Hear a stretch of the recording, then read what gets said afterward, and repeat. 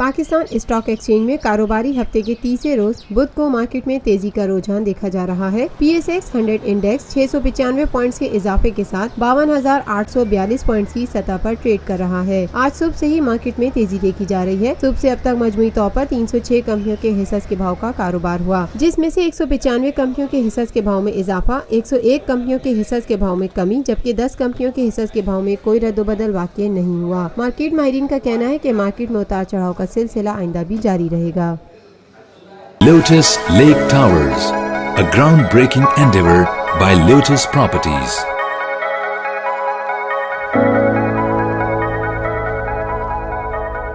मुल्की, बैनुल-अक़वामी, समाजी, सियासी, तिजारती, सकाफती, तफरीही, मालूमाती और खेलों से जुड़ी हर छोटी बड़ी खबर का मरकज TNN TV।